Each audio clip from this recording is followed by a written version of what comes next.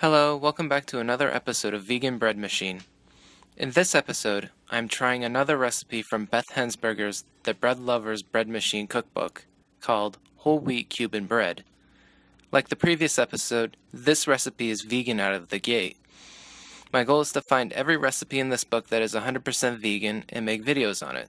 And after that, I'll be doing simple replacement recipes. For instance, vegan butter is a good and easy substitute for regular butter. And my goal is to move on to more difficult recipes until I have veganized the entire book, or die trying.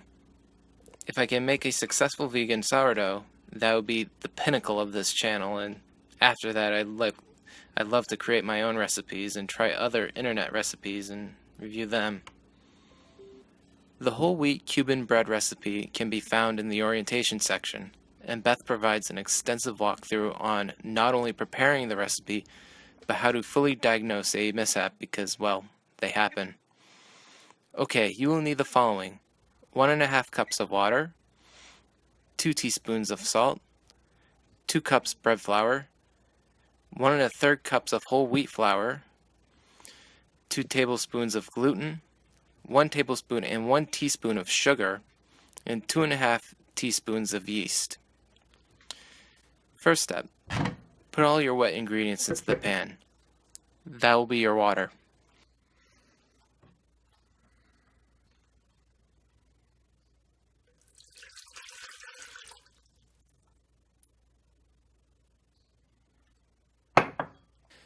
Second step.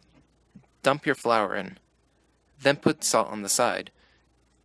I did 1.5 teaspoons of salt because reasons. Now, I've done some reading, and apparently on page 290, I discovered that Beth put salt close to the yeast.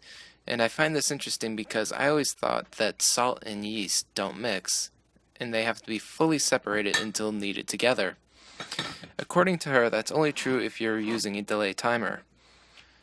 Though I don't think she accounts for bread machines that have a built-in 30-minute rest period like my Zoji Roshi, so I'm just going to keep with the practice. Third step, put the gluten and sugar in, and then dig a small hole to put the yeast in.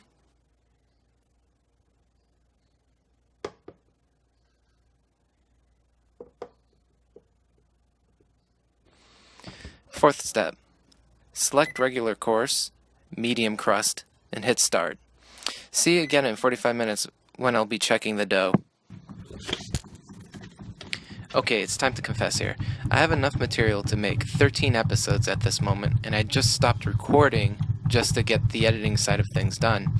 I won't be getting any of my Halloween episodes in on time, but my goal is to devote 3 hours a day on editing, so maybe I'll try to get 1 episode every 2 or 3 days from here on out. Okay, time to check the dough, and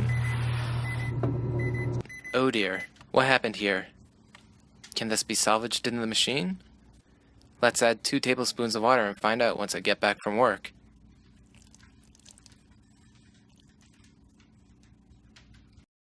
Nope, it cannot be salvaged in the machine.